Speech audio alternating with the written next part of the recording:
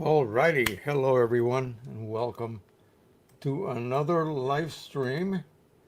Hope everyone had a wonderful week. Ours was. Why is everything so busy? My God, we are retired folks. We're not supposed to be that busy. It's always something. So I will keep you abreast of what has been going on. So I think last week I may have mentioned that my HVAC, which is working beautifully, you don't even hear it. Okay, I'm chilly. I almost decided to run the heat press today. Yeah, and I only have it set to like 78 degrees Fahrenheit. So it's wonderful. So the county came, Montgomery County came and inspected, and then WSSC, which is the water company, but they also control gas, natural gas, came and inspected the installation. We failed both inspections. Nothing really horrible. It's just because apparently the county um, demands they don't communicate these things with installing companies, companies that sell you systems. So apparently that's what it is. It's a lack of communication, and they love it because they are able to then come and harass you and say you didn't fail and leave you with a red label on your HVAC unit and whatever. So anyway, a few days later, the company sent out the main technician, and he fixed everything. So everything that they wanted, he put in. So I have in a room where you are going to be hanging out, and it's adjacent to where your HVAC, your air conditioning and heating unit is. You have to have a vent, and it's not a vent that is attached to a any kind of system. Um, you know, it's just an opening. It allows circulation. So they put, gosh, these are 14 by 14, one on the bottom, one on top. I had all kinds of different. I'm trying to find the word. The what connects your air to the walls. Oh my God. Anyway, um, apparently the diameter doesn't comply with today's regulations, so everything is fixed. Outside, they did a full installation of the inlet line. It wasn't good enough for them. So, inlet of the refrigerant to the house. So that is done. And hopefully, either they will send photographs to these folks so they don't have to come back again. And there goes another 2 days out of my life that I have to be in the house because they give you a humongous window of time when they're going to arrive. So you're not able to go anywhere. So, or do anything, basically, because you're waiting for them to show up. Anyway, so hopefully that'll take care of that. It's working beautifully. I love it. And so the queen upstairs, she's the main reason for this. Um, I grew up in Puerto Rico. We didn't have air conditioning, as many people, even the Europeans, they don't have air conditioning. But anyway, everything is done. So at this point, let's get into what we are going to be discussing today. So, as you recall, last week I showed you QMH Ultimate, and QMH Ultimate, I believe it was 113 or one. I don't know. This one's 114. It's an update. So the reason for the update is because Mike introduced the ability for you to also schedule a nozzle check and not necessarily that print. So when you create that set of lines, that's really a print. That's a an image. That's an image you're printing. And it prints it with no color management, and you choose a glossy paper to force it to print with the highest dots per inch resolution, the printing dots per inch resolution. Well, you might ask yourself, well, why don't I just do a nozzle check? Well, the nozzle check is very minor, but it uses the actual inks from each of the channels. So when you do a photograph that has yellow, is that yellow really, this yellow right here, my US Army, is that really yellow, optical, pure yellow? No, it's not. So it's going to use yellow plus whatever else it needs to get it to look, of course, through the use of a profile to look correct. But it's not using just pure yellow with nothing else. Okay, the only way you get that is by printing a nozzle check, but it was impossible to schedule one before, so now it is. So what we found out was that some Canon printers, my Pro 1000 is dead. I haven't even dealt with it yet. My Pro 1, however, was not recognized. It's apparently a Pro printer, and he did not set it for that. My 100, yes. My 200, yes. My 8550, yes. My 4200, yes. But and maybe not even the P800. I didn't try that because I have a roll installed, and you cannot print a nozzle check using a roll. You have to uninstall it and load regular paper, and that would be a pain for me to then reinstall the roll just for the fun of it.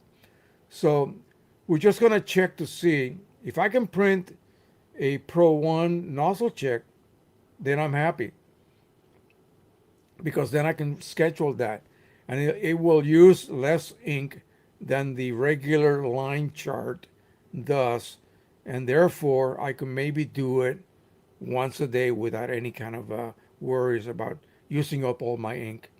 I'm going to start printing more often on it, of course, because that's how you um, gain on the advantage of, instead of wasting more ink on a nozzle check or a cleaning cycle. Say you don't print for 3 days, it's going to run a cleaning cycle, and that cleaning cycle will waste more ink than it uses to print something. Yeah, so that's the catch. These companies don't tell you that when you buy a printer such as a Pro 1000, a Pro 1100, a Pro 1, if it was available yet, P900, you name it, all of these big pro level printers, you need to print, and they want you to print daily. The thing about printing once every 2 weeks, if I just do nozzle checks, no, they don't want you to do that. They want you to print photos on a daily basis. That way you use up your ink producing beautiful prints, and then you buy more ink from them. That's the whole marketing scheme. So, but we know better. So if we run an nozzle check that uses a minuscule amount of ink and do it daily, it's not going to trigger a pre-print cleaning cycle. It should begin to print immediately. Okay. And you will notice that if you just print something now and 3 hours, 4 hours, 5 hours later, you print something again, it's going to just print it. It's not going to run a nozzle, I mean, a cleaning cycle. I call it nozzle cleaning um, because it doesn't have to. It just did it. That one time that morning, you hadn't printed for 3, 4, 5 days. It ran that clean cycle. That's enough for the rest of the day. So you just continue printing. They want you to do this, several times a day. That's what they want. They want you to use up that ink, produce beautiful prints, make you happy, earn you some money, possibly, and then you just buy more ink from them. And, they put the fear of God on you about third party products. In fact, in the US, they just plain outright block you from having the ability to use somebody else's fuel on your automobile. Yeah, I know. It's crazy. All right. So let's open up the new Q image, and let me make sure I got paper on my Pro 1. And I do.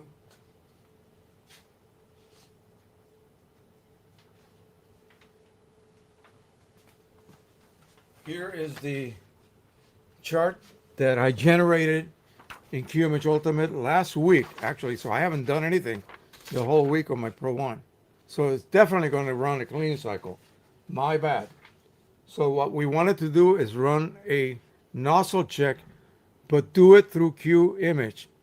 And if I wish to do so, I can then schedule it to do it every day or so.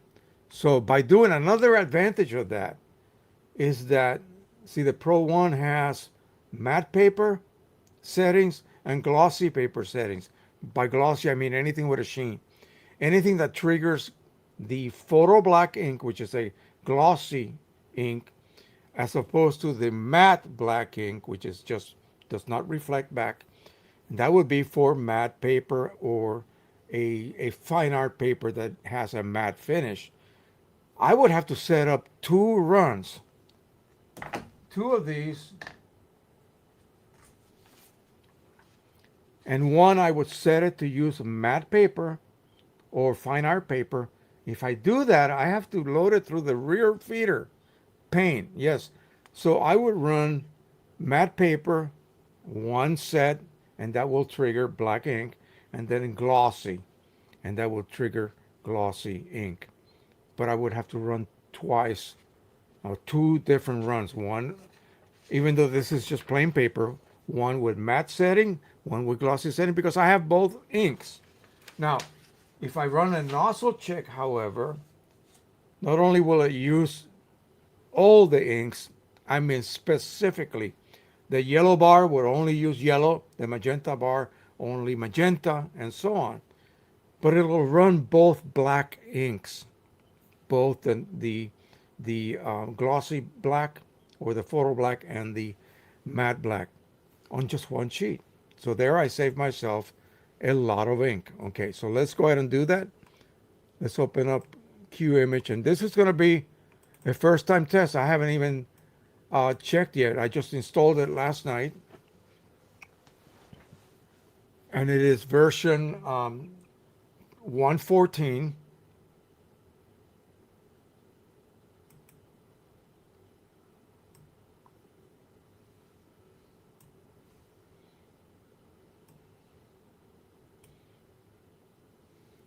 All right, as you can see right here, there's a bunch of photos of a beautiful young lady. I will go over these with you guys a little bit later on. This is the quinceañera or the 15th birthday celebration. Latino girls are basically just like they did in Europe in the old days, where your single daughter would be presented to, the high society. Quinceañera is when you turn 15, you dress up beautifully, you do a photo shoot, and you have a party. You're not gonna you're not gonna be pimping your daughter. Let's just say, like they did back in the old days, where all the single men would come over, and especially the high society people, and check out your daughter. No, no, no, no. This is just a celebration. We do a sweet 16 in the U.S., but in all Latin American country, most of them, they do quinceañera. So it just means you're 15 and you're celebrating your birthday. That special birthday. All right, so let's just go to File and then the Unclog tool. So I have the Pro 1000 series already set up. And here in the setup of inks, if I was going to do a chart such as the one right here, I would tell it to create for me a custom set of lines containing red, cyan, yellow, magenta, and black, which includes the grays as well. And then I would hit Q or print, and it would go ahead and print that for me. But we're going to do something else. We're going to do a nozzle check. And before, this was actually in impossible to do. So I'm just going to go here, see if it lets me do a little bit of a setup here. I just wanted to use plain paper. There's no need in the nozzle check. There's no need to choose um, glossy. As far as I know, you can just do it on plain paper. So that's going to be it. I'm going to go ahead and click OK. And then we'll just print it. And let's see what happens. Yeah, look at that. It's being sent. Now, last week, that would fail. Okay, last week that would have failed. And lucky for me and the rest of you who updated your Q image, now you're able to do that directly. So let's do another one. Let's do the 8550. And again, I don't have to choose matte. or glossy. Notice I had two choices here, one for matte, and then this one is for glossy. And I don't have red, of course, so I have cyan, yellow, magenta, and black ink. So I'm going to run a nozzle check again. And lo and behold, my 8550 is cranking up. Let's try the Pro 100, which I haven't run for quite a while. Do I even have it set up?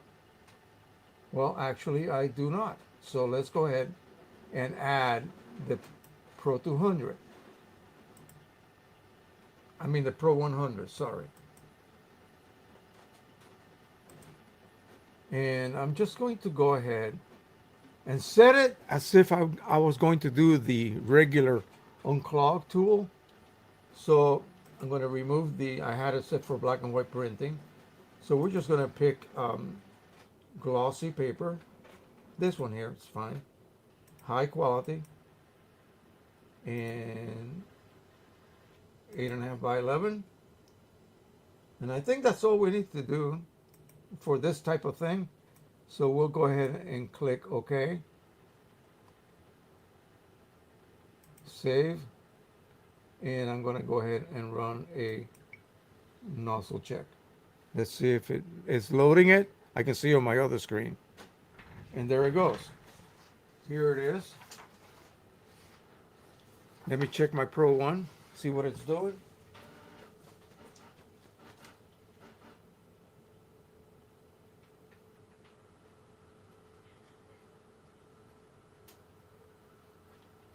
It's still getting itself ready.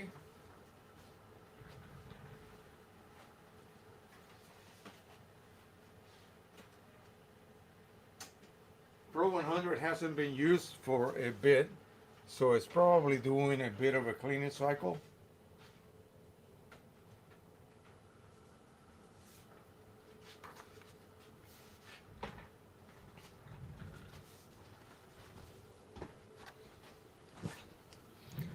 We'll go ahead and get out of this. So if I wanted to set this as a schedule, I can go ahead and schedule it and just basically tell it to do it every so many days. I'll do that after we get off the air here. But simply put, it's a really wonderful way to relieve you from having to do this is the least you can do to make sure your printer does not clog on you. Okay. This is the most effective way to utilize the nozzles on your particular channels. Okay. It's not using yellow plus some other little bit of magenta or whatever to create a yellow. No, it's actually using yellow, magenta, cyan, and black and grays and so forth. So this is the way to do it. I just heard.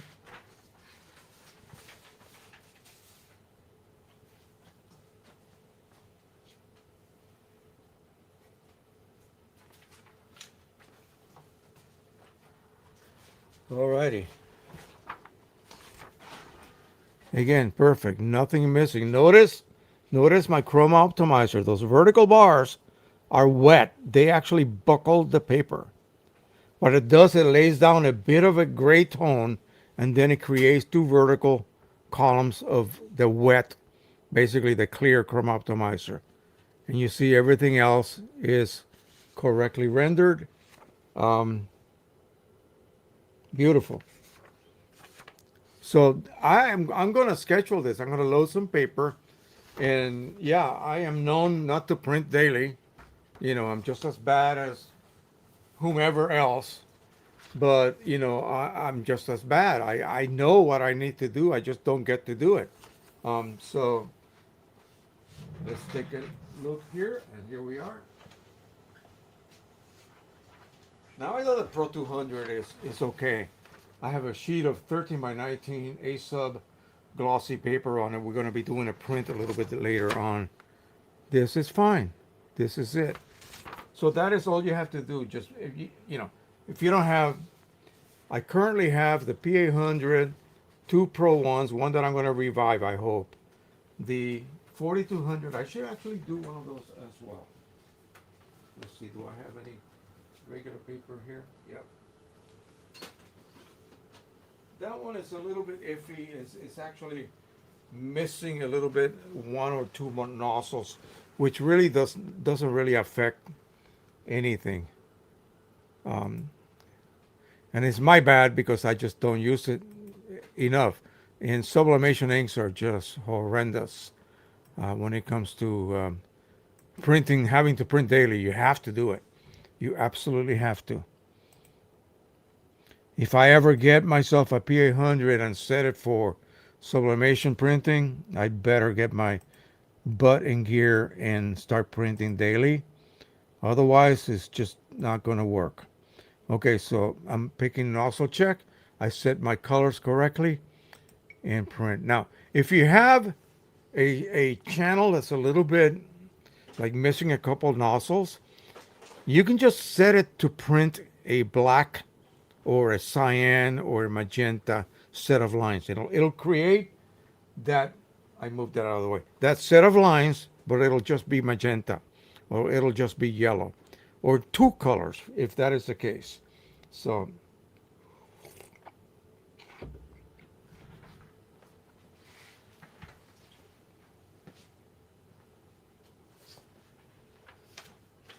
really a neat little feature.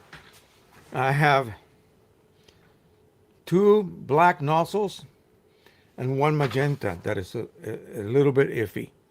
So what I could do is I could set a special sheet that'll just have magenta right here.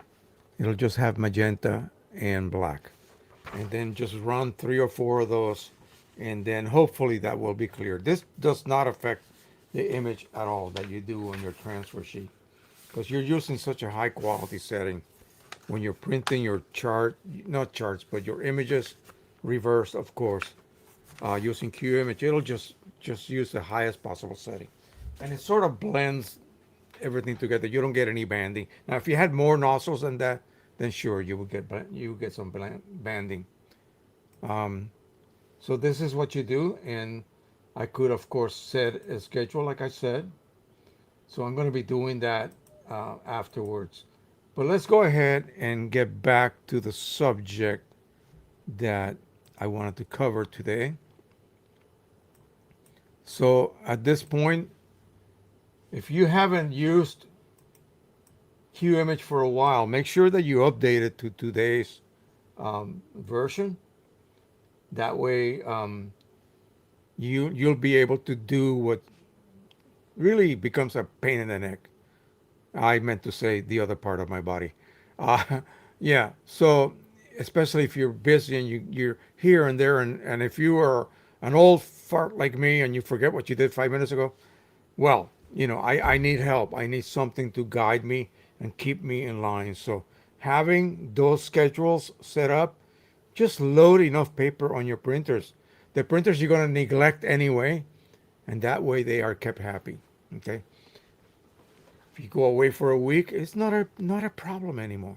The only catch is that you better not live in an area that has power outages often, because you have to leave your Q image actually minimized, not closed, but minimized. So it's actually on, but it's just off your screen. That way, when the time comes to print that nozzle check, it just comes back to life, and it prints it for you, and then it goes back to sleep again. Okay. All right, we did a demo before I said hello to you folks, and that is my bad. So let me revert and go back to the chat. We have 25. Join the chat, because obviously there's not 25 here. So 25 of you here watching and listening, please share with us who you are, where you're watching from, what are your interests, what are you working with, what do you own, is everything hunky-dory? If everything is happy, then go ahead and share that happiness with us. Everybody always shares the negative side of things. Share your success. Please tell us what you were able to do. And if it thrilled you, we're going to be thrilled also. Let us know. Okay. Nigel Waters. And when was that young man here with us? At 6:54 a.m. my time. He is in Wales, UK. That is like across the ocean. So thank you so much to be so patient and be here with us every week. Pro 300 with all the trimmings I'm going to show you. Well, he's using OEM, I believe. But if you decide not to, and you decide to refill your cartridges, you need to perform a couple of things first. We'll get into that a little bit later. Fred Elias is here, Warren, Michigan. He says, can't be here today. Family reunion in Frankenmuth today. I think I said that correct. I will catch stream tonight. I hope you can get through this without me. It'll be hard. It'll be hard, but thank you for letting me know, and we'll see you a few hours later. All right, bye-bye. All right, Henry Stoffel, whoops, he says, new Cumich, Cumich L, from Mike today, welcome from a hot 90 degree, that's what it was here, Massachusetts, Medford, Massachusetts, Canon X, no, I'm sorry, I don't know what I'm reading, Canon 6DMQ2, never heard of that, but sounds good. Epson P800, OEM inks, Print Prism 2026 241, V39 2 scanner, and of course Gimage Ultimate 114 lifetime.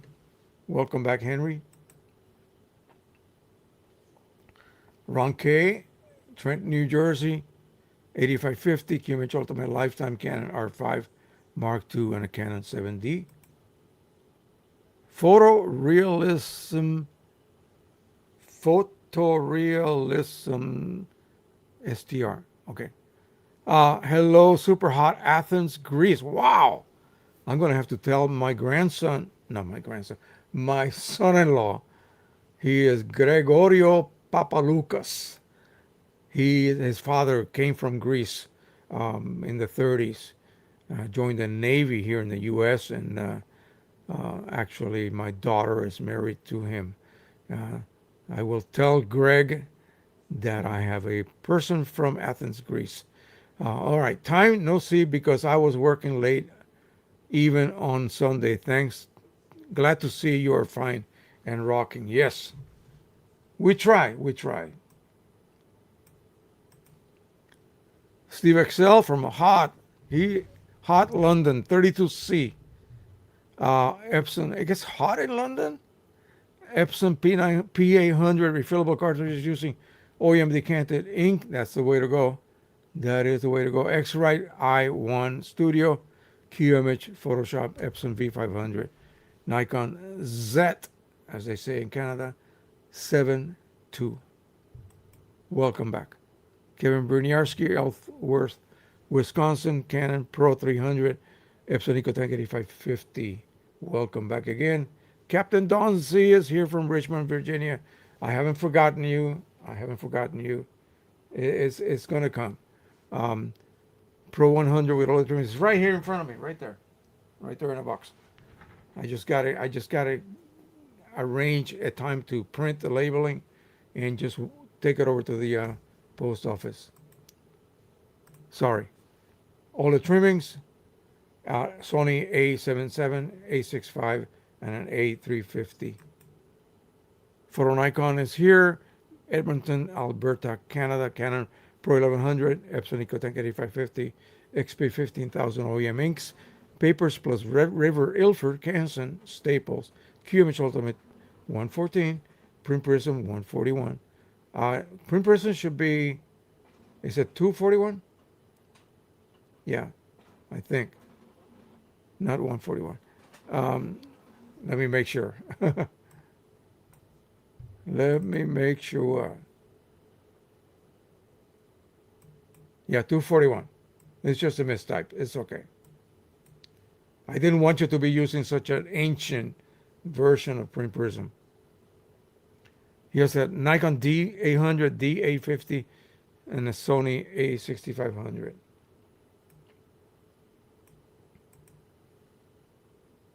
We're up to 28 right now. HZ from the Netherlands. Weather alternates between pleasant and rather too hot. Epson Econac 8550. Print percent 241. High end profiles. Papers. OEM Ilford Canson. Still having serious eye on the P900. Yeah, if you're going to use it with OEM, by all means. In Europe, I think you're allowed to use third party if you wish, and it's not that bad of a deal. Here's what I like to tell people is that you can go on eBay. I don't know about Europe, but here in the U.S. and buy the P900. Okay, it has violet ink, but the other colors basically are the same as other similar ink palette on large format printers, and you can get large cartridges that you can then remove the ink from them and use them. That way you stick with OEM at a little bit lower cost, but it doesn't matter. I mean, that's whatever suits you. So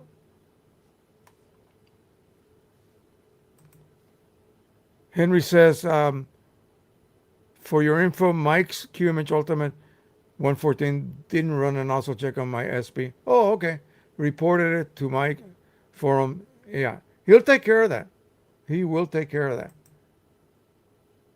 He's looking. I don't think he even owns one, so that's the issue. So Richard Bender from Western Maryland at Hagerstown, not quite fully Western Maryland, but west enough for me. It's a bit of a ride. A quick hello, but I am off to a birthday party. Mine. Oh, happy birthday. You should have told me earlier. Um, Gee, I would love to take you to lunch. You would have to come to me, though. Um, but anyway, happy birthday, my friend. What are you, like 60 something? Yeah. You look and act like it, actually. The guy's as sharp as a tack. Mike Cheney is here. The real Henry Stoffel, P700, P800, P900 are fickle beasts.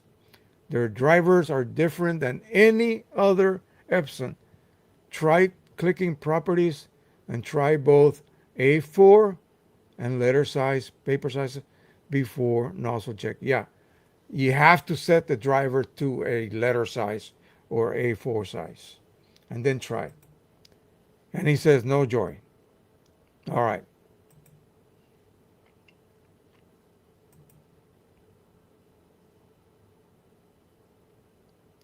Yeah, see, he would have to get his hands on one of those. It's not easy. He is not, what's his name? Keith Cooper. Well, he has to, I think he has to return those printers to Canon and Epson when they give him a new one.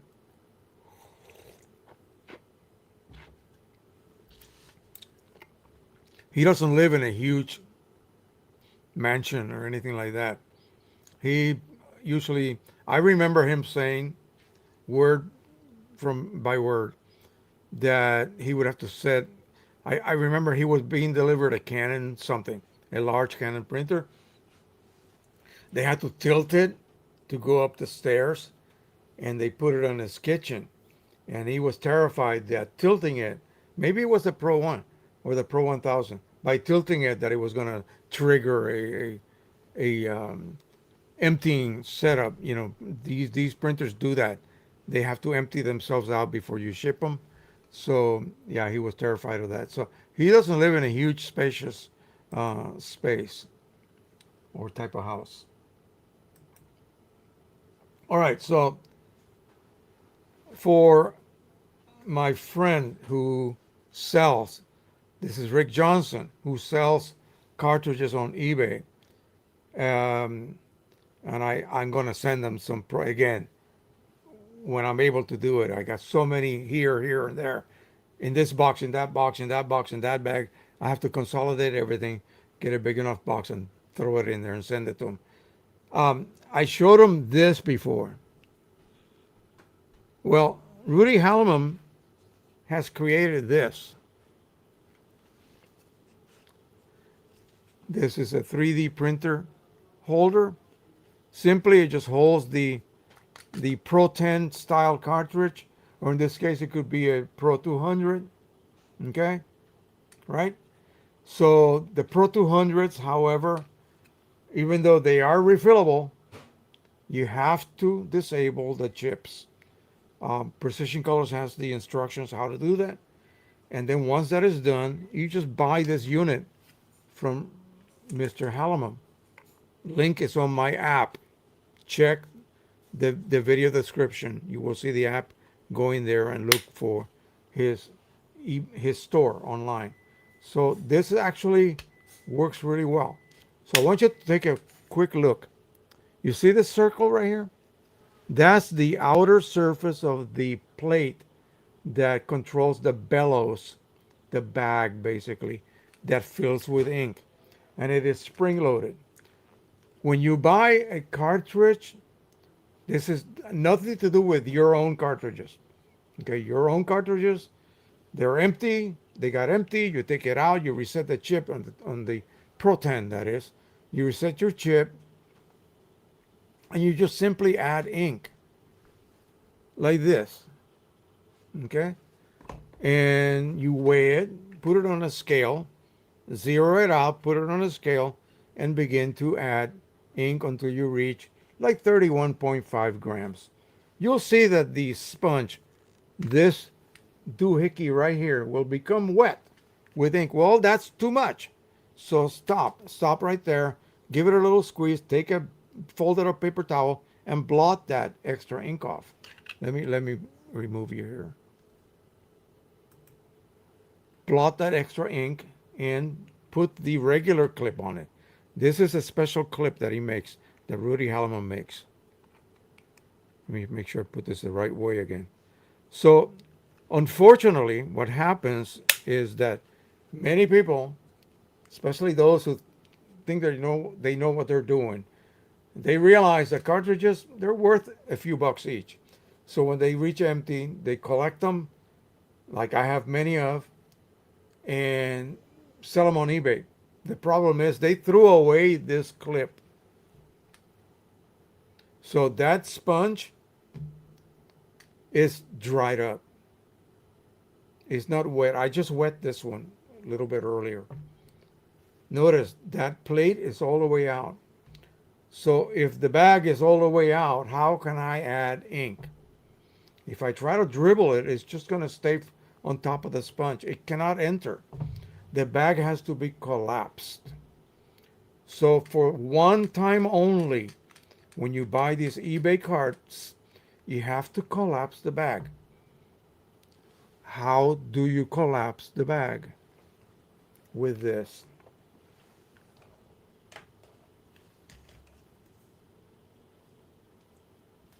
You take your regular lure lock syringe, screw it onto the device.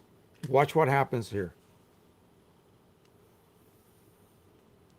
See how it became cloudy? That bag is pulled back. I'm going to let go.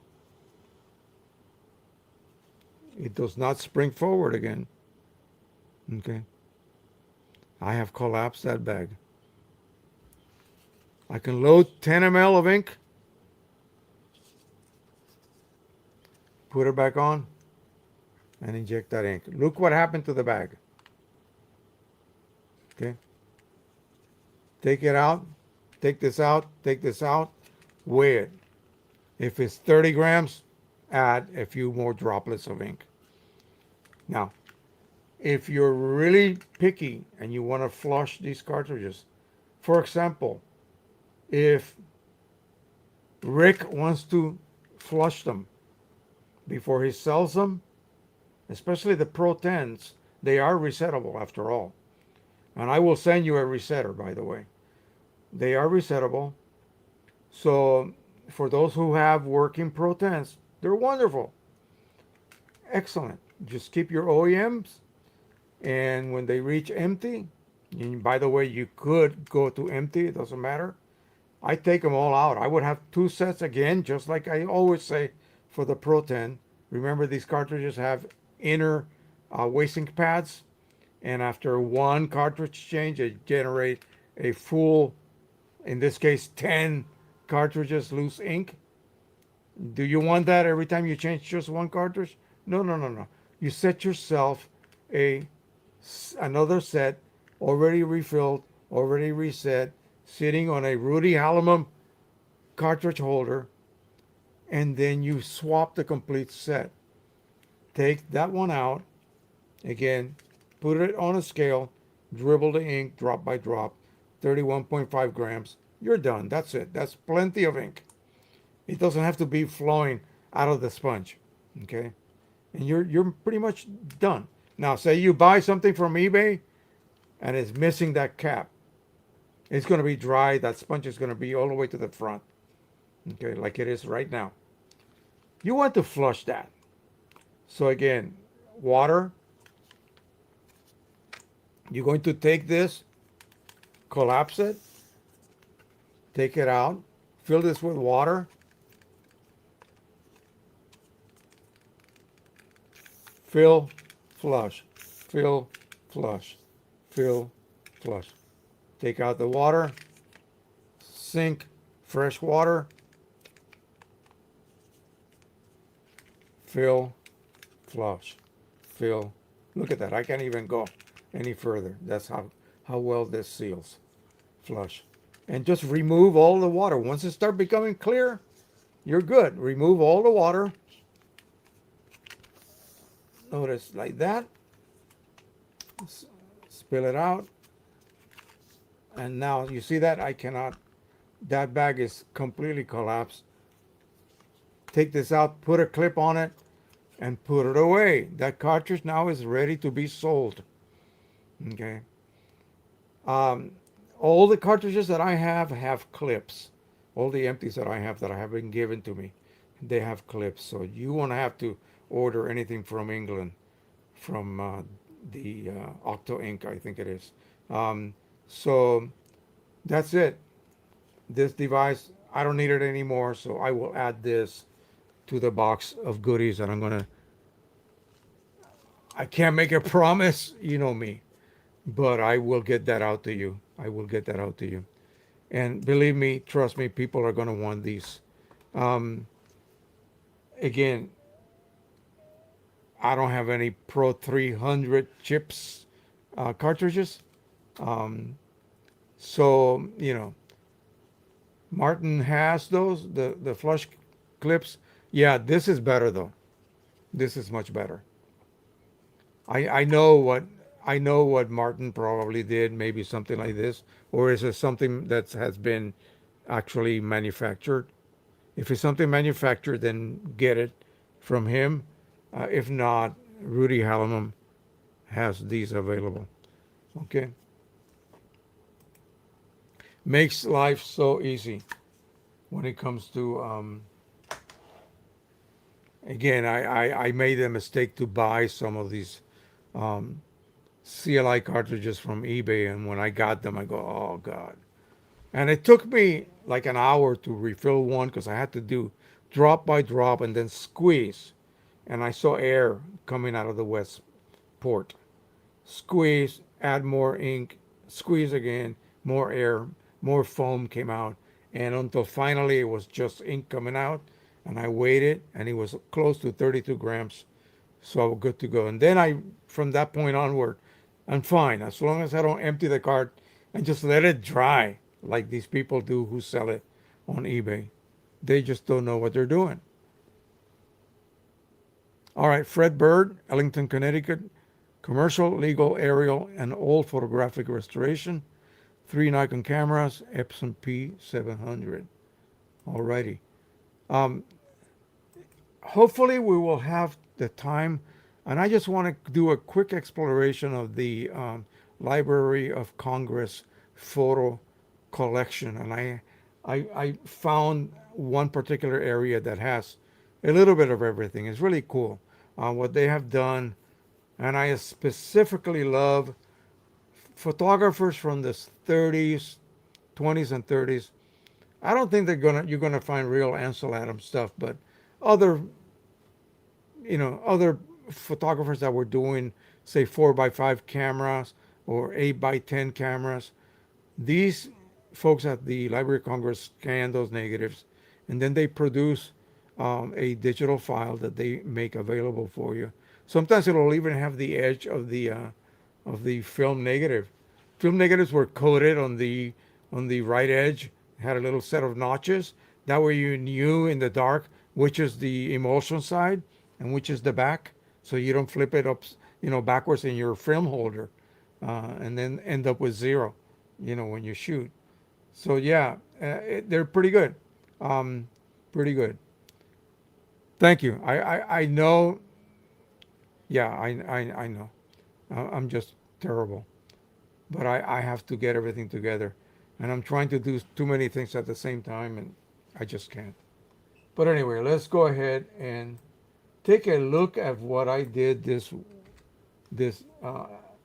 yesterday afternoon. So, and I'm gonna keep it like this, so I'm not, like showing this young lady's face everywhere. But this is our friend's uh, daughter, and she just turned 15. The family is from Central America. They've been here about 17 years. And all the girls, they have two girls. She has a daughter back home in Central America that's like 27 years old. But a wonderful family. And I just cannot bend backwards enough to help them out as well as much as I can. So I did this. This is only probably, I would say, maybe 70% of the actual shoot that I did.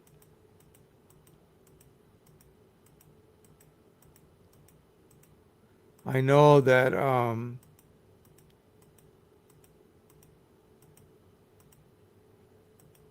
someone was very interested in me showing this off, but I would have to get permission from them before I can do that. Um, but anyway, I will be creating um, a final. They're going to choose one. There's too many to choose from. A final image that I will make as maybe a 11 by 14, and then buy a nice frame at Michael's and frame it up for them, so that they can have a really nice present. So let's go ahead and just look at this one. She loved having, because the dress is so beautiful. She just really was concentrating on me, shooting her from the side or the back. She loved laying out the dress in all its fullness, and you can see right there how beautiful that is. And this is our we have a park here in the town of Wheaton, Maryland, that we used to visit when Nathan was little. They have a choo-choo train. They have a carousel, like an old vintage carousel that still works. And they have a fake mountain that you can actually climb on and play, and all kinds of equipment for kids to play in. But then on the opposite side, if you walk through a pathway, you will get to the gardens. And this is where we did the shoot. So what did I do here? Well, these, of course, is a raw file. I opened it up in uh, Lightroom, I believe it was, and I did the trick with the black point and the oh my God, now I forgot. You know, not white point, the other one, and set up my limits so nothing is black. Um, Now I'm in Q image. I could basically recheck that. Nothing is black and nothing is white. I can redo that just to make sure. And let's see if there's any differences. Not really. So this is basically ready to be printed. It's not sharpened yet, but yeah, it's ready to be printed. The dress was just gorgeous. In Photoshop, I did some dodging and burning in to make sure that I always kept enough detail on the dress. Now, she's wearing a white, big, gigantic hoop skirt underneath. Um, so that's why this is so light. I will be going back. These are all TIFF files now. So I will be going back after they choose what they would like to have printed. I'm going to provide them with all the images anyway, but they're going to probably choose a few for me to print. I gave them some 5 by 7s this morning, and I did the family shot as well.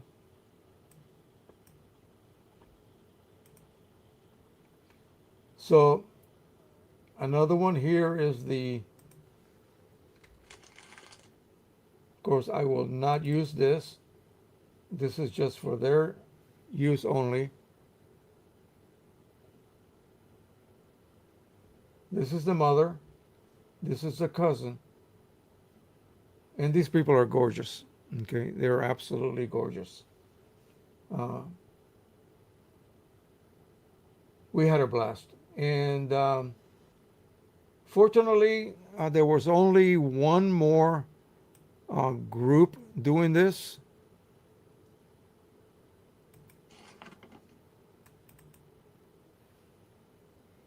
So, like I said, she is enamored with the dress. So we did a lot of shots like this, looking at the water. And that other one, I need to work on the detail on this portion of the dress is a little bit washed out. So I need to go back. I just did basic edits, and I also removed maybe 50 other images that were just almost duplicates, but not as good as the ones that I did keep. So, and she'll be 15 this October. Now she has a sister that just kind of, I cannot show her to you, but she's 11. But okay, so here are the, well, no, I better not. I can show you this one.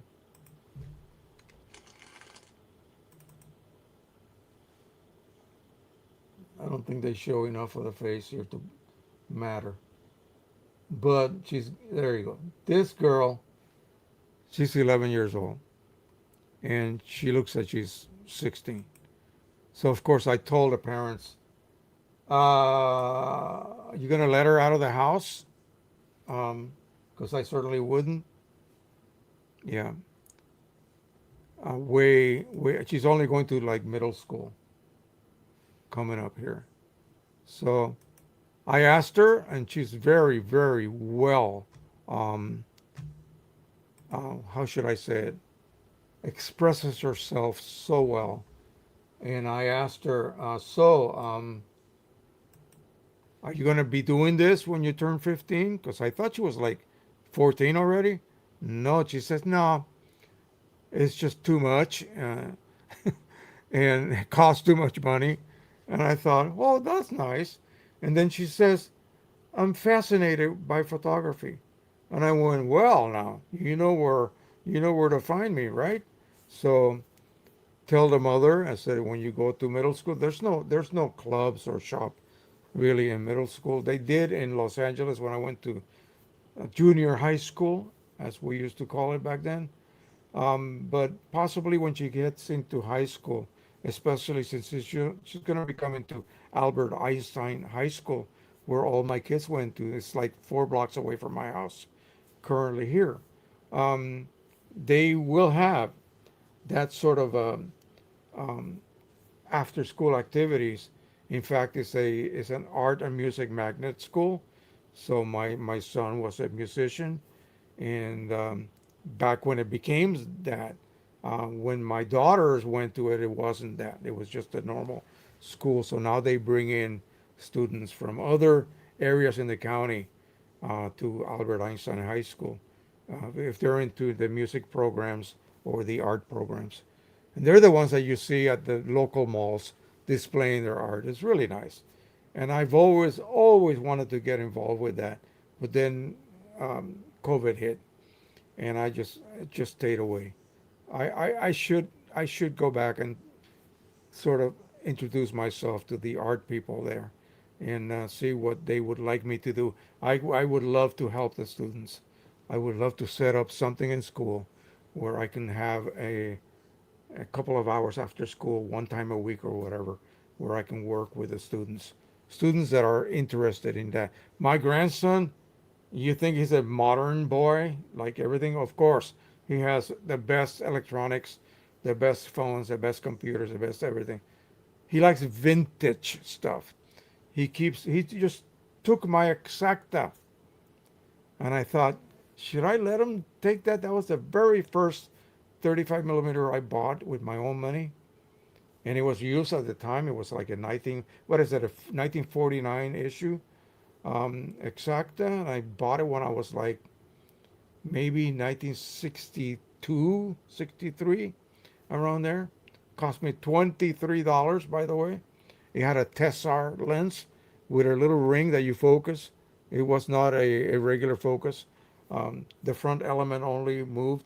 But anyway, that was my first camera. But he appreciates it so much, and he puts it in such a gorgeous and beautiful little display area. He redid his room and everything.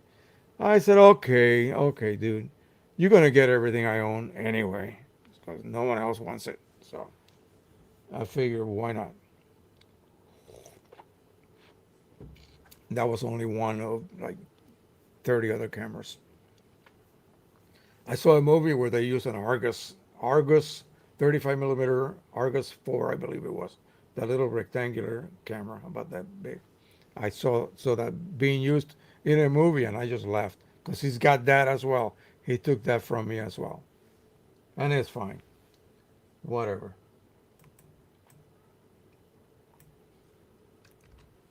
Okay, now I could either update some print person profiles to the current version, or we can just go ahead and print on the Pro 200. I have a sheet of 13 by 19 A sub paper. So let me see. I'm I would like to print that panoramic shot of that young lady with the reflection in the small pond. Yeah, we're gonna do that on A sub. That should be fantastic. That should really print well. I'll have to do a couple of little adjustments, but we'll get it ready to go. So let's get Q image loaded up here. I'm going to find the image first.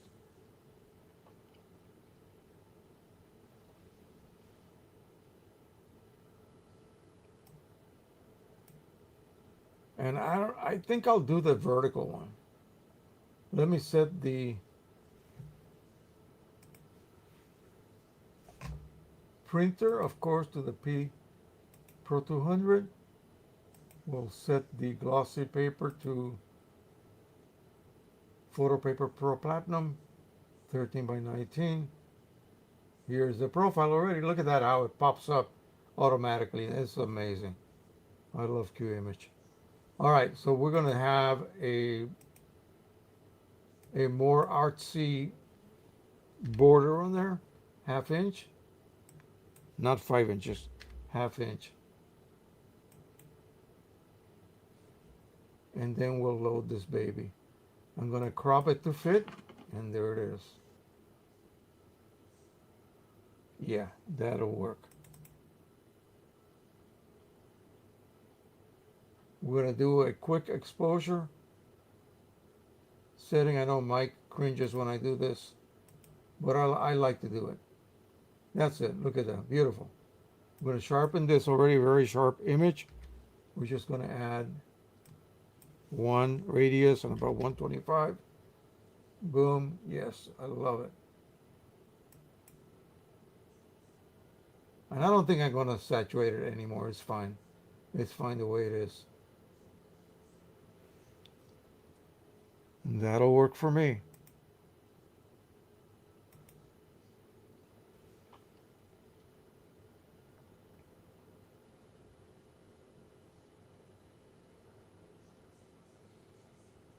Okay, excellent.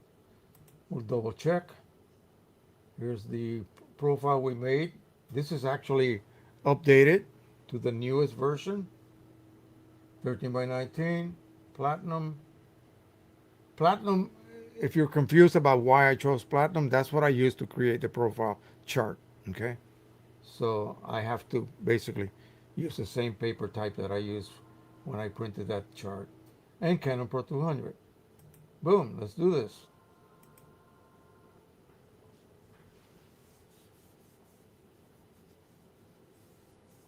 It's going to take a wee bit of time. People make fun of me when I use these terms like wee bit. Um, you're not Irish. You're not. Well, I have 1% Irish. Why can't I use we? A wee bit. My daughter does. The second daughter. She always speaks that way.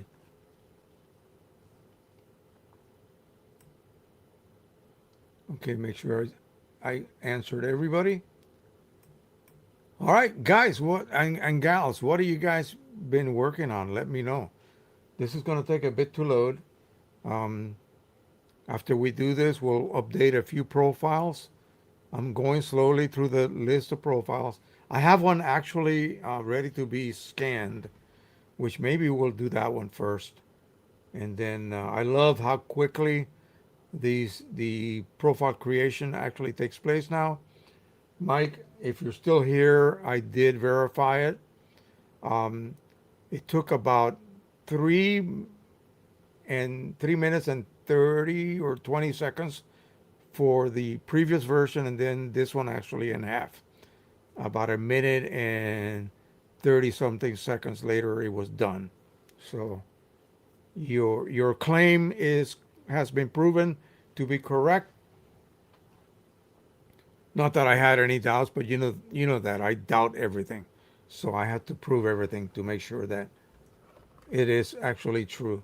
But it is working. So I cannot argue with that. My daughter just bought herself, oh my lord, $2,700 worth of computer and monitor. And I hope it was including the monitor because that's a lot of money. Anyway, but she does a lot of digital art, and so she needed something that her previous computer was like 12 years old and totally out of touch, if you get what I mean. So it's a gaming computer. It should have good enough graphics and all of that to do all her Photoshop and Illustrator and all of that. Okie doke. So now that is loading. Bingo. It should begin to print. Let me open up the front.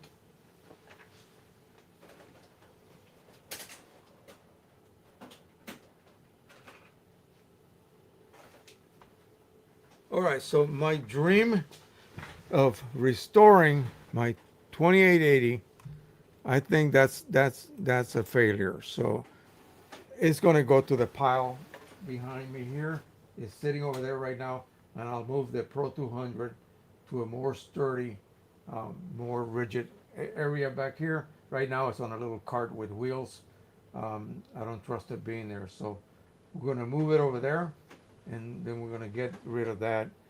And I think I am at the point where I'm ready to make the call to schedule the pickup for all of these printers. Sad but true. They just have to go.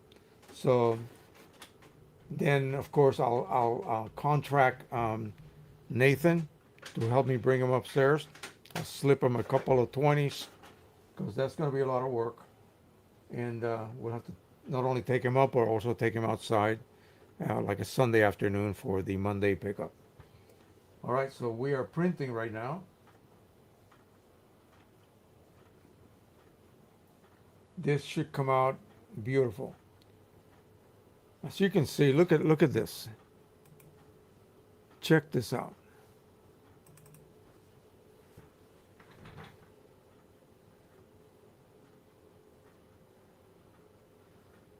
And I have to admit, it's been ages since I go out on any kind of photo shoot. I was actually exhausted by the time I got home. I had a issue with my eyes. Um, Maybe I got dehydrated, maybe my low sugar. I don't know what it was, but it's like my pupils dilated and everything was bright. And I thought, oh crap, what's happening? So I was driving home and the lines on the road were just blurring white. I took a shortcut through a regular, not a regular road, but a residential street with lots of bumps, so you have to slow down. Um, and I got home and it was still bothering me, and I just drank something sweet and quickly ate something and lay down a little bit. Then I came down here to edit, and I wasn't done until I got home around 4, and I edited until about 11, um, maybe a little earlier, and managed to get. I called off maybe, I don't know, maybe 30, 40 images of the raw images. Then once I got done, I saved everything as TIFFs. So I need to go back and redo a couple of them because I noticed as I was looking at all of them at once, some of them are a little bit off. In other words, they don't match in density. So should be a lot of fun. And then by next week, I will have everything, put it on a USB stick for the mother. And then I promised her I would do a slideshow. And I have to find some music that would be typical because quinceañera is typically a Mexican celebration. So your Mexican father or mother, you have a daughter that turned 15, she now has a quinceañera party. Um, Other countries have, grabbed that little bit of history, and they also do that. So, gotta find some music that will be, correct for that. They're not Mexican, so I cannot use mariachi music or anything of the sort.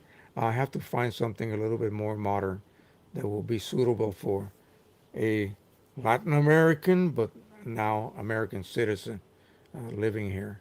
Um, Young lady of 15 years old, 15 years of age. It's printing beautifully. Oh gosh, that Pro 200 is marvelous. Sorry, Pro 100. That's the reason I have ignored you so long. Yeah, I apologize. You just cannot match the Pro 200.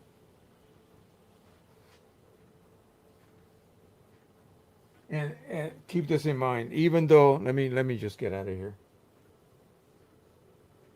Let's get out of here. Even though QImage is using by default the highest possible quality when it prints this, especially since I chose platinum gloss paper. This is printing fast. 8550. The same thing using QImage to make sure it maximizes everything, especially if I'm printing, say, for instance, on matte media using VFA mode, Vivid Fine Art mode, takes twice as long. We're almost done here.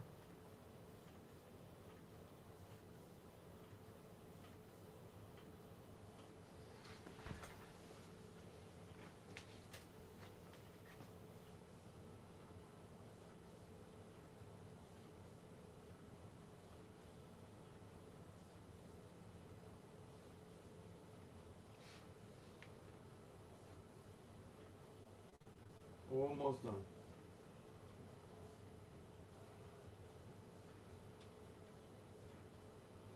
Yeah, once I move you to the other location, you won't be so jiggly.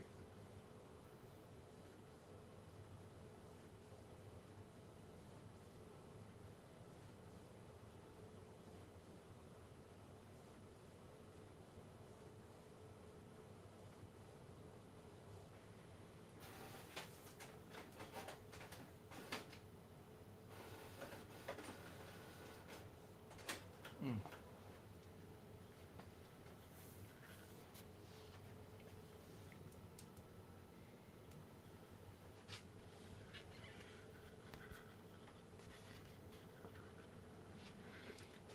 Yeah, it's beautiful. It's just too damn glossy. I just don't understand how people can enjoy such levels of gloss. Holy mackerel. I can even see her little eyes. Very good. So, yeah, we wanted to get something with a reflective type um, effect. And so she had to walk all the way across the other side while her mother and her sister held the skirt up so that it wouldn't drag and get dirty. And then I stayed on the opposite side of the pond, actually on a little bridge, and took a couple shots. That's all I did. I took a horizontal one and a vertical one. And yeah, I think that'll pass. That will pass muster, if you will, as I say. All right. Excellent. Now, I want to make like a 13 by 19 framed. I just cannot make, 50 of them. I don't think they have that much wall space. But that one would be pretty good for a frame. I don't think I have a 13 by 19 frame, but yeah. At least now I have a good print. And I can show that to them so they get an idea what a larger print is going to look like. Okay, now on the scanner right now,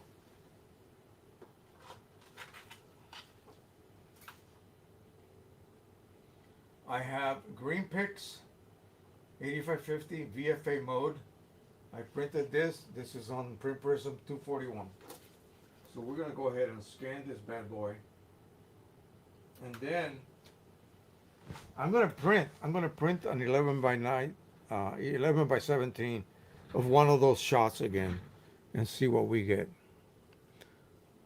So let's go to the newest Print Prism.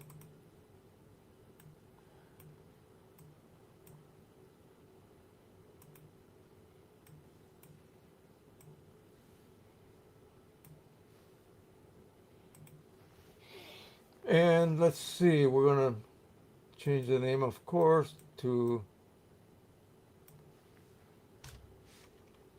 EcoTank 8550 Green Pix VFA mode. And what else do we need? I think that's all we need. Green Pix. Did I write that correctly? Pix. There you go. VFA mode. And we don't have to do the inks. The inks are always going to be OEM for the 8550. We don't have to print it. All we have to do now is scan this baby. So let's begin to scan. Now let me check to see. Yep, there it is, Green Pix VFA mode. In Green Pix VFA mode. So this shows what the profile itself is going to be named inside the profile folder, inside your hard drive. And this is what the image it is going to scan is going to be named, okay? So that's why once I type in the name here, it immediately creates the name for the image you're going to be producing when you scan and the profile you're going to be producing when it is done scanning. So let it finish its job.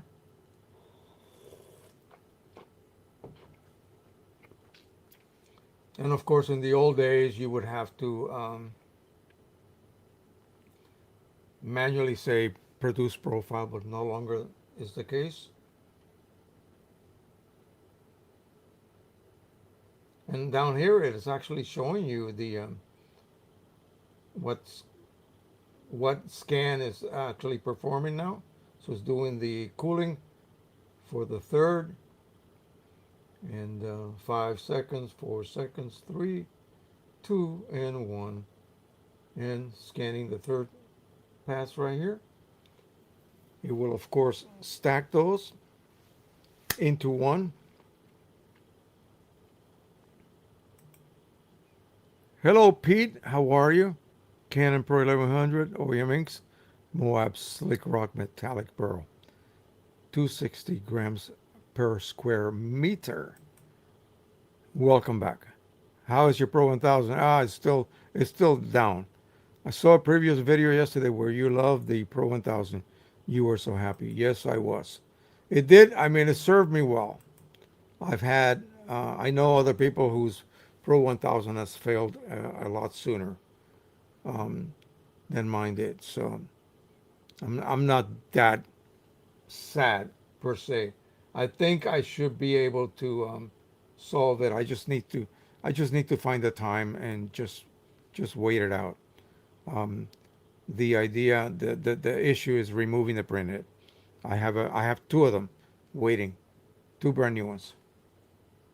So that's not an issue.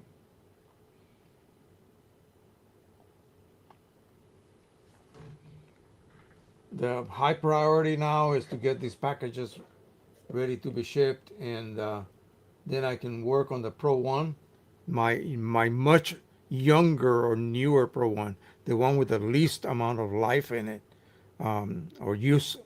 Um, I need to get that working, um, and I think it'll be a success. I did find a brand new in the original wrapping Pro One printhead, which they don't really exist anymore commercially. You have to find them on eBay. Find the one with the right price, which I did. Okay, let's just it's gonna make the profile right away. You can see right now it's actually creating the profile right there. Look at that. How fast it's going. Just amazing.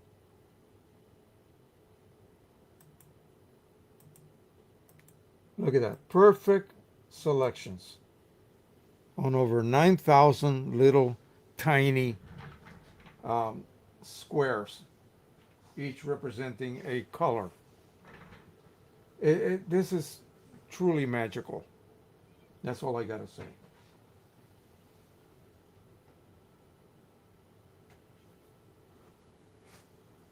Let's go ahead and load some of my green picks. And yeah, I realize this is not available anymore. So, you just have to put up with me. I'm going through my papers that I've had for quite a while. I need to put them to use. But this could be any other matte paper from whatever company, doesn't really matter. You produce a profile and then you use that profile to print with. Oh my gosh, we're done. It is done producing the profile. Isn't that something? Okay, let's open up Q Image.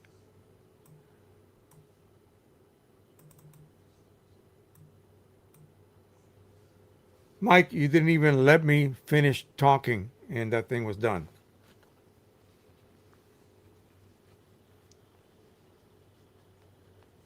I can't even go take a leak, as they say. That profile is pretty much immediately made. And now we can just go ahead and print with it.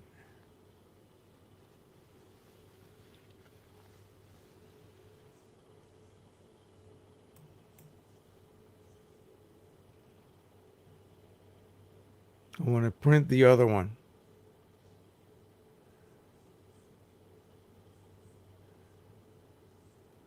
Actually, I kind of like the one where the family is. That's pretty cool. Let me do this. Let me go ahead and get this set up. So this time it's not going to be the Pro 200. It's going to be the 8550. It's going to be 11. It's going to be actually uh, velvet fine art paper. It's going to be not user defined. It's going to be, or maybe it will be user defined. Hang on. 11 by 17, yeah, we have it. We're going to put a border like so. We're not going to let the printer manage color. We have a profile, a profile we just created. So, and I do the quickie mode. I just simply go here and click on the date. I mean, I just made it, so it should be down there. There we go. Green Pix PFA.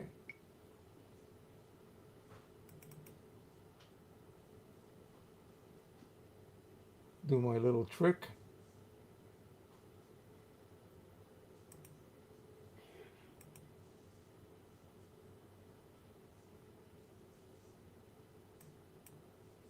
I think that's fine.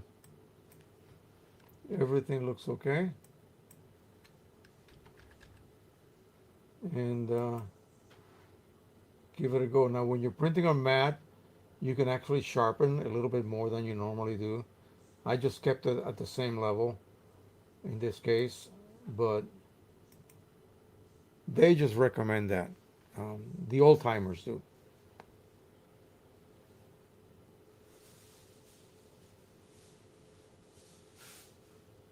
Okay, so we'll go ahead and print.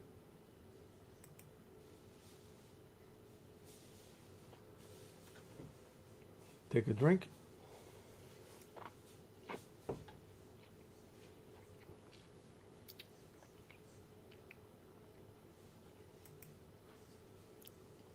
Pete says, I wish you the best of luck as we get closer. Good, you show us all the items you will be putting in show. I am so excited for you to win. Oh, okay. Um, that's going to be a little difficult because it's like at least 300 different little items. But what I will do is I will, once I set up that morning, the morning of the 3rd of October, I will be taking some pictures. And then I'll show you guys during the day what the show looks like.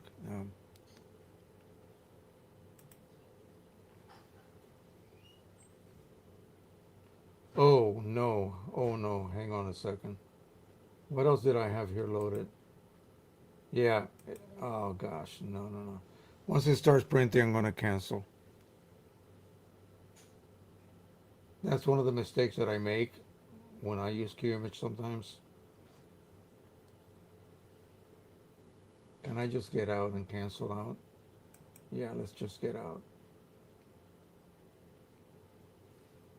I have two images loaded. I don't want to print a almost no border image and then the one I meant to print with the half-inch border. Let me just get out. I know there's probably a trick I could have done, but forgive me, Mike.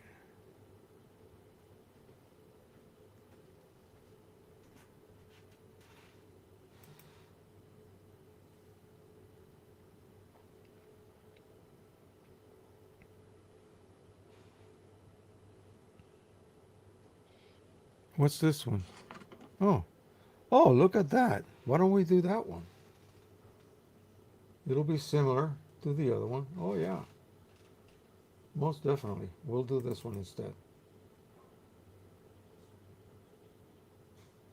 And at least it'll be just one single image. I had two images loaded, and that's not really what I wanted. So let's go ahead and sharpen 1 and 125 and hit OK and hit OK as well over here and OK. 3 OKs. I mean, I could adjust brightness, contrast, saturation, even color balance. Do all of that here, but we'll just keep it simple. So double check again. So we had 11 by 17, Epson 8550, Velvet Fine Art mode, and the profile we just made. And now here we have only one job, okay? Only one image and print. All right. Now that should not take forever to load.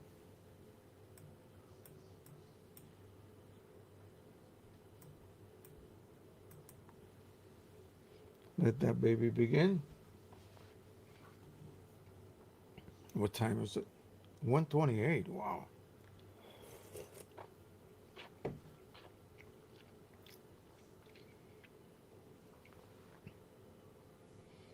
So I was very doubtful that I would be able to pull this off. My confidence level really was not very high. Um, but thank goodness that this wasn't for money.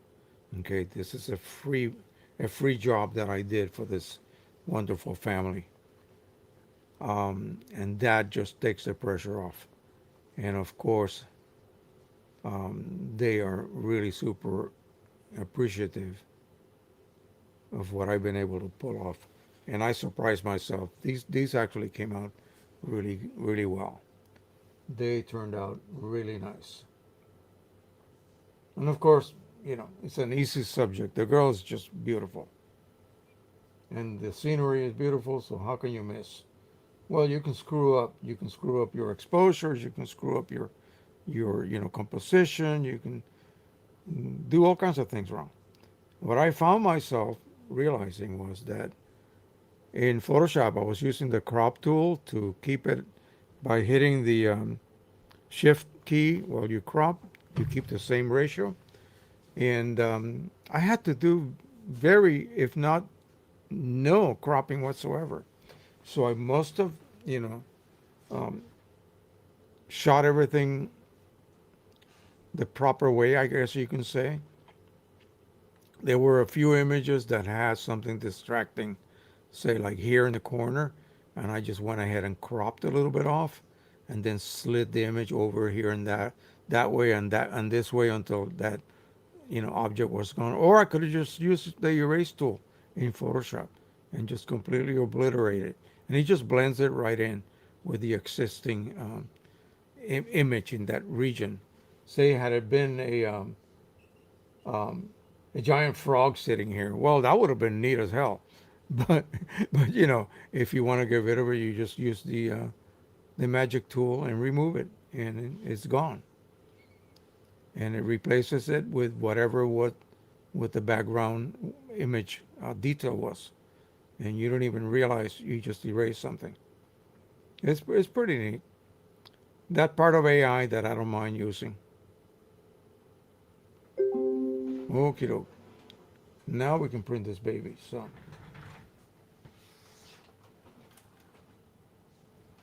now compare this to the time it took to print the other one. It's gonna take. Get some coffee. Go ahead and get some coffee, because it's gonna take a much longer time.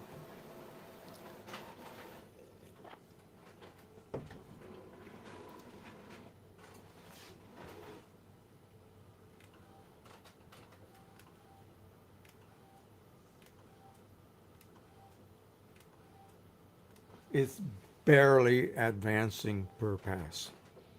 I think it's like a 16th of an inch per pass advance rate.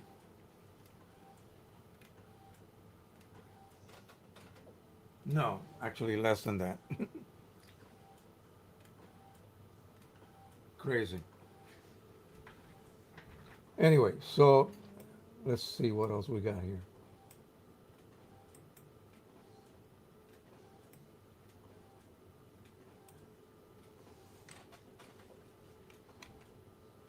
I may choose to do a monochrome on the same paper. I want to see what kind of results we get. Although, did I do that in previous live streams? Not sure. Maybe I did. Maybe I did. I think we'll pass on that. Yeah, I think we did. That set of logs and the roots. Yeah, I think we did that. So what we're gonna do is just update some profiles, and this is a kind of fun thing that you can do. I know someone here updated a ton of them, so I'm just a little bit slower than some of you guys. Let me go ahead and open up Print Prism. Let's see where we are at. I don't know how far along I got in my updating. And by updating, I just mean writing over previous profiles. I think I can close Q image now. And let me show you what I do. Let me show you what I do. So remove that. I close it. Oh, it didn't ask me this time. It usually asks me whether I want to close it or minimize it. That's because I don't think I had any actual jobs scheduled to be done. So anyway, I will do that after the show. So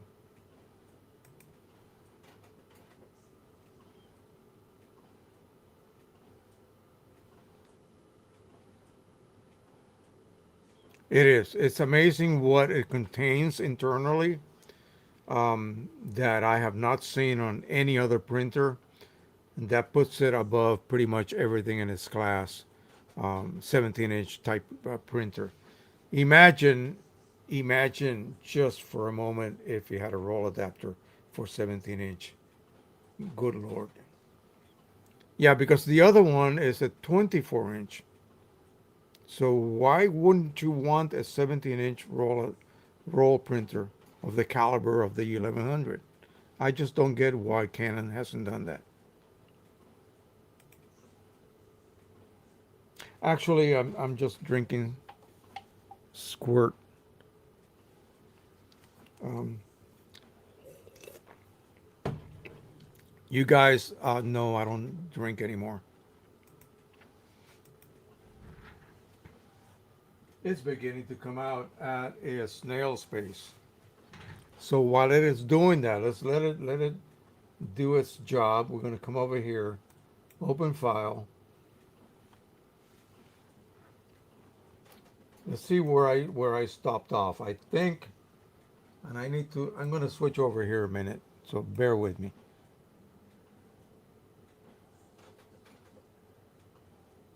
I think we did the green picks. I think we did the Riverstone satin, polar gloss high and normal. Oh, we haven't done that. So we'll do the polar gloss high gamut, and then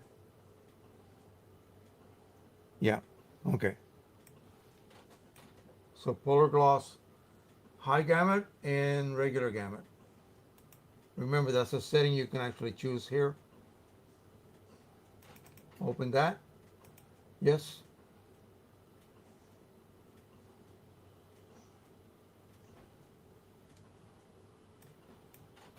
Yep. There it is.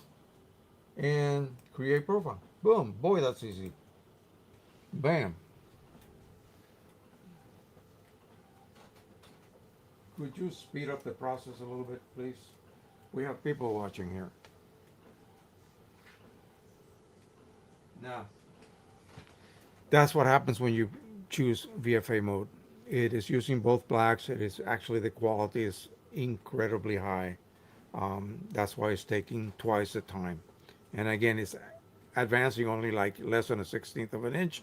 That means it is overlapping previous passes. The pass is actually this wide, like 3/4 of an inch wide. However wide that is, see that from top to bottom? Hold on, hang on.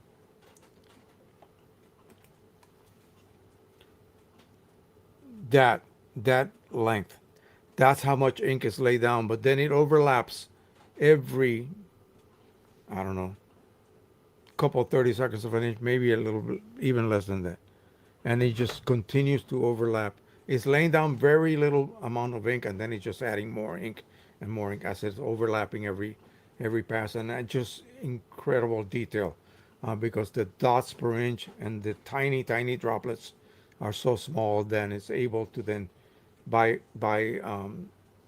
basically over printing over the previous area as it advances a little bit at a time. That's how it creates that amazing level of detail.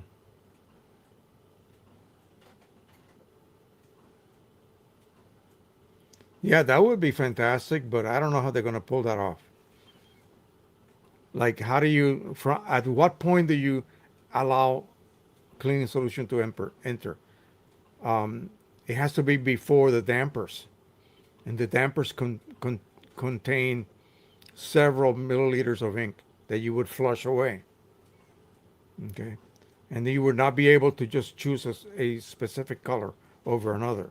You just cannot. It would have to be a super intricate system to be able to just clean the yellow channel. No, it's not going to happen. They're humoring you. Yeah.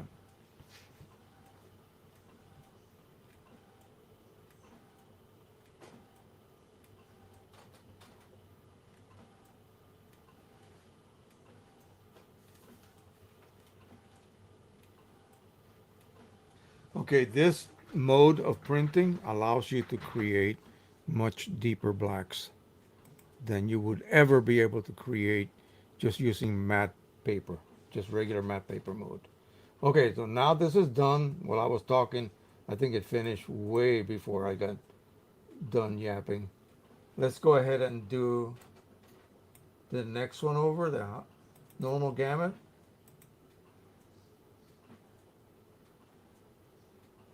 I think that's chosen it already. Yeah, there it is. Create profile. Overwrite, yes. Yes, yes.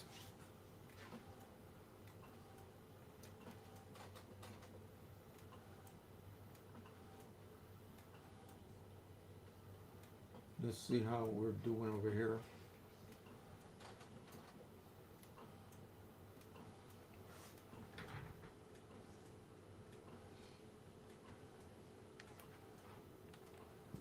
Any guesses from you guys what Mike might add to Print Prism? I really cannot come up with any specific changes. Maybe something to do with the user interface.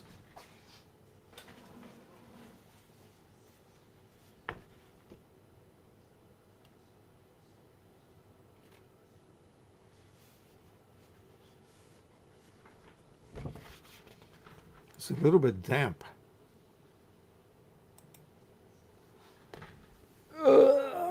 Let me turn my little lamp on.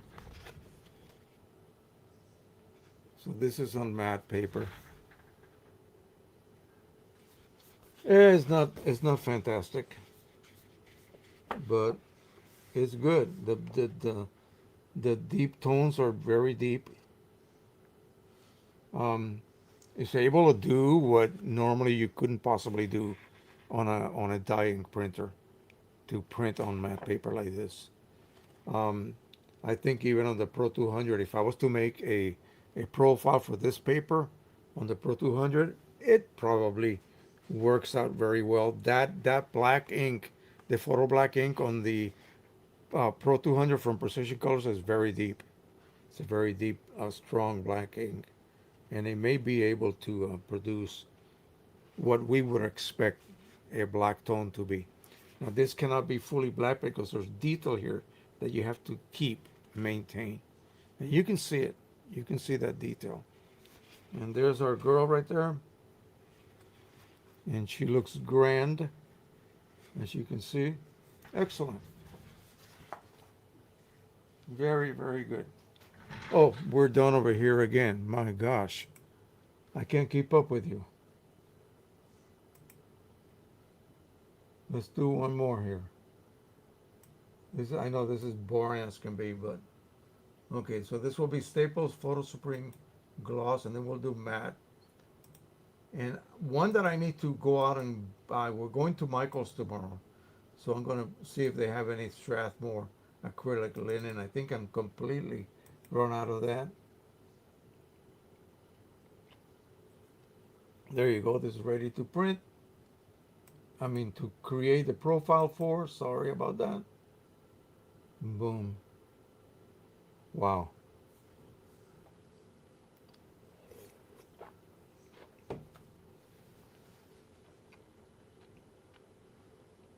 So it's really been taking only like a minute and a half to produce a profile. And according to Mike, it's just as accurate. So the fact that it took longer didn't necessarily mean that it was going to be more accurate. So he must have figured out a. Yeah, unfortunately, here's the thing: the V500 has an incandescent bulb for the sensor. It has to be. It has to be LED. That's what the new scanners use. Okay, that's the reason. I had it told to me by Mike. So the problem is that they will slowly drift in time. Yeah, I wish so. I wish so too. Right here is my V500. I used it the other day to create a file for my son who is going to be working in a different company. They gave him a very, very good package. Yeah, I cannot believe it. Yeah. He's almost making as much money as my wife and me combined. So, more power to him. I'm very happy for him. So, okay, open up the next one. And that was going to be the Supreme Photo Supreme Matte from Staples.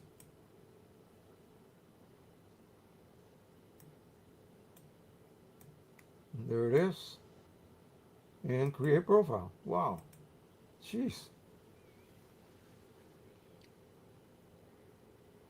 This is almost fun.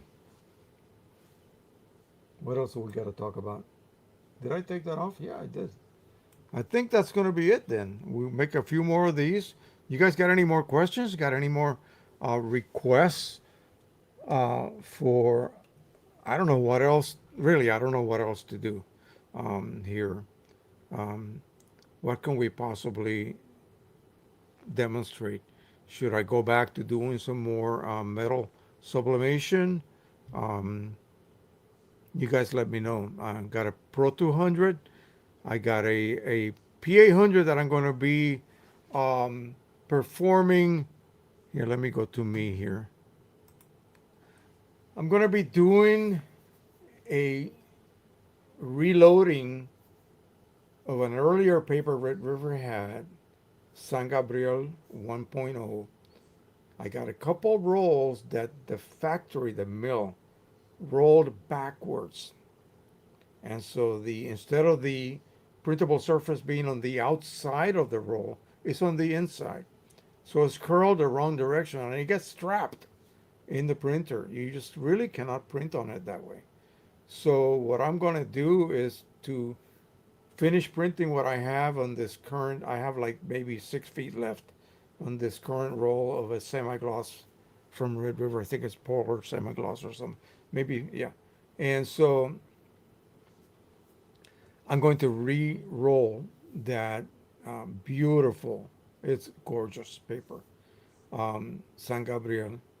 Let it, once I'm done, I'll tape it shut and let it sit in my ambient temperature here, and then attempt to load it on my P800 um, and print with it and see what we get. That should be beautiful, even though it's not available anymore.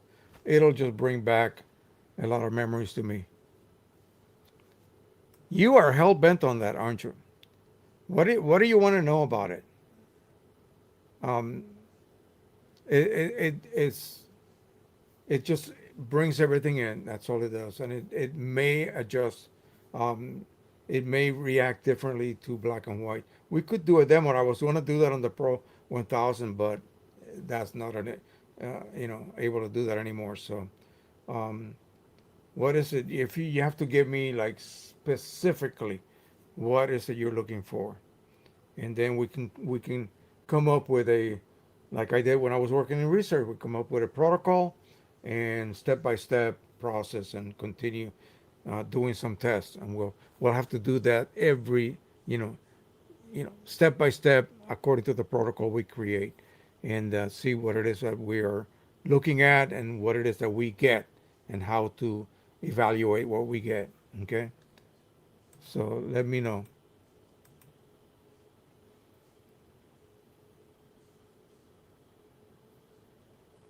Exposure, you mean on the camera? Uh, I'm not doing a camera show here or a camera video channel. Um, I usually, a lot of times, I do the wrong thing and shoot on auto on my Nikon camera. I'm going to be experimenting just because I'm lazy as hell. I'm going to be experimenting with actual manual functionalities on my camera and see if that really helps to get better quality, more predictable results, if you will. And my editing process is probably not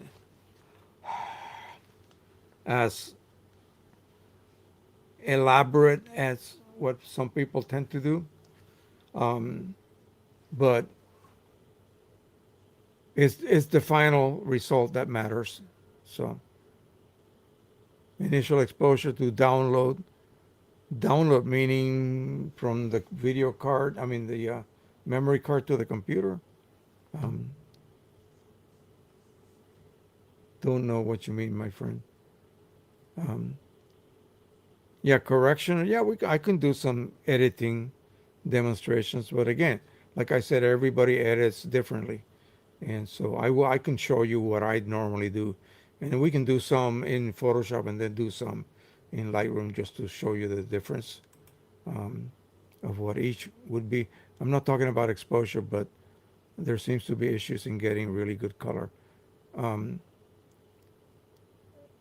you're having issues getting really good color. What do you mean by really good color? Well, if I had remembered the other day, I would have taken this with me and done a couple of shots, one in the shadow areas that we actually shot some photographs away from the sun, and one in the sun, and I could have created a custom camera profile. Then I could have applied that to all of the sunny one to all the sunny images, the shade one to all the shade images, and it would have done an immediate correction.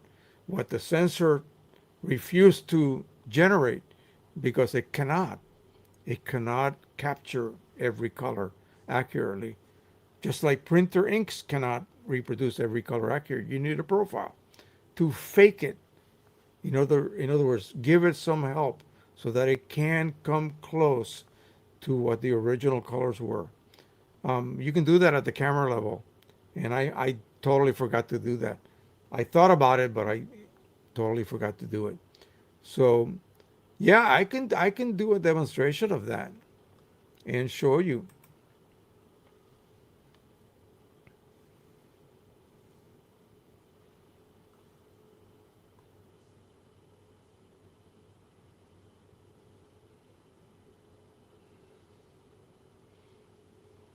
Yeah, so you're talking about only doing this for monochrome, okay?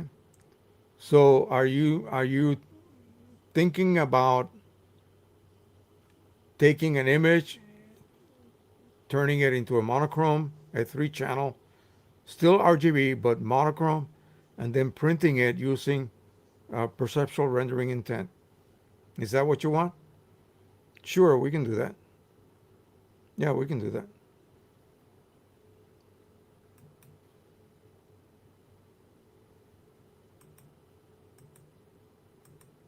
We can do that on at this point Pro 200, Pro 100, 8550. I don't have Pro 1000 anymore. I got the Pro 1. I can do that on the Pro 1.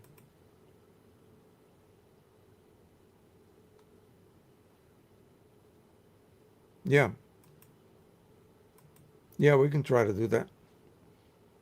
I'd be curious too. I don't think anyone has ever done that kind of comparison. So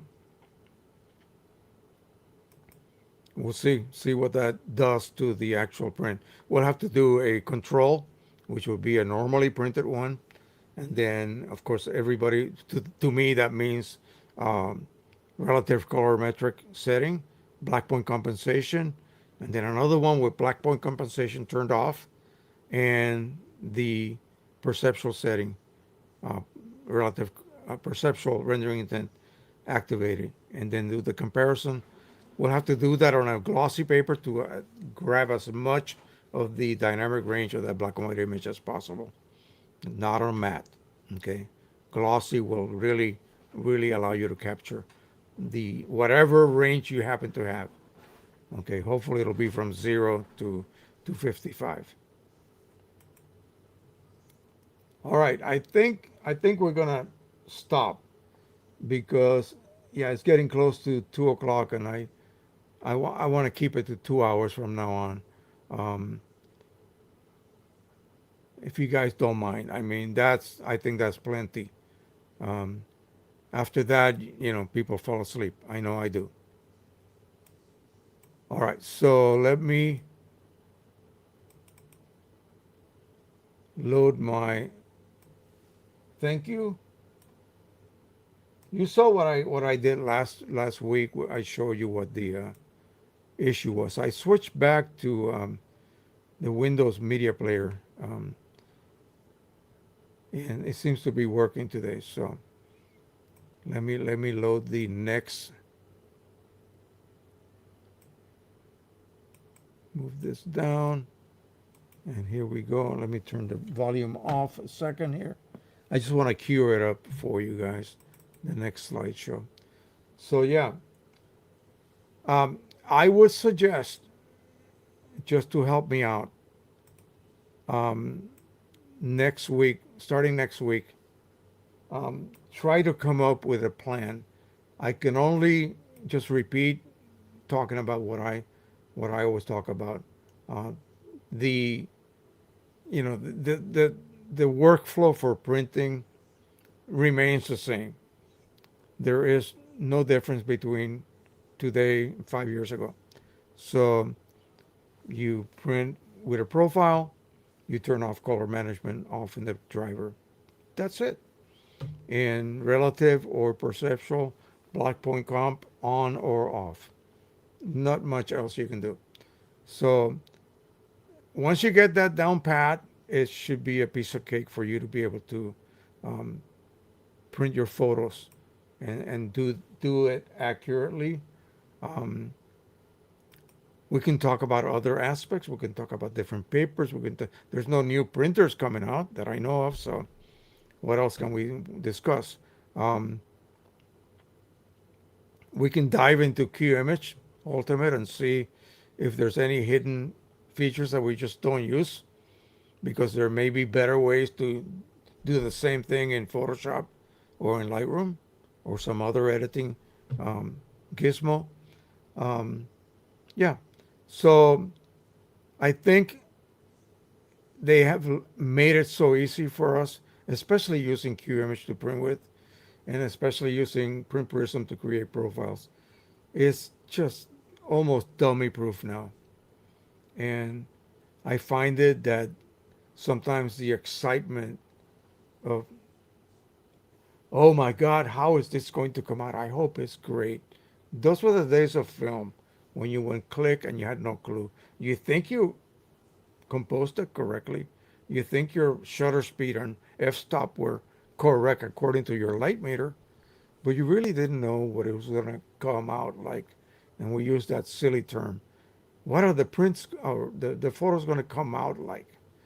Well, now we know. We see that on your camera screen. You load it on your editing program, and then you use QImage to print, and printer, paper, size, profile. That's it. And click. Unless you make silly mistakes like I do, where I load two images on top of each other when I really wanted one. Yeah, well, that's nothing to do with QImage. That's just me. So, yeah, it's getting to that point where it's just very easy to get great results. So, let me see what else we got here.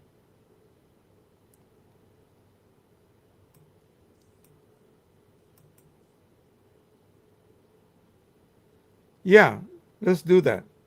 Come up with things that you really want to talk about, not what I want to talk about. You guys are the bosses here. You come every Sunday to watch me, to listen to me. What do you want to? There's a wrestler that comes out. I think is Cody Rhodes, famous. Cincinnati, Ohio. What do you want to talk about? I'm going to do the same thing. What do you guys want to talk about? And we'll discuss it live. Um, Again, I invite any one of you who has something to demonstrate. Come on. If you have a camera, if you have a laptop with a camera, if you have a phone with a camera, a tablet with a camera, you can come on. Trust me. I can give you a link. Just click on the link, walk through the paces to connect, and you can come on. It's like going on Zoom, and you can be part of the show, and then you can share your ideas, your way of doing things, and not just what Joe says. You know, please show me what you're doing. I know what I'm doing. I want to see what you guys are doing. I am extremely interested in seeing what you guys are doing, or how you run things. Teach me something. Okay, otherwise I remain the same dummy I've always been. Okay, I need to learn every day something new. And so that is my request. I hope you guys take it or not. It doesn't matter. I'll still be here. So let me go ahead and set up the video, and then we'll bid you guys goodbye. I hope you guys enjoyed hanging with me this week. Um, every evening at 6, there'll be a video coming up. Keep in mind, these are old videos. Sometimes I make reference about something that no longer exists, especially products that I used to sell. I no longer do that. So if you hear me promoting something that is mine, disregard it. All right, that's it for now. Thank you so much. Again, we will see you next week. Goodbye, everybody. Have a wonderful week.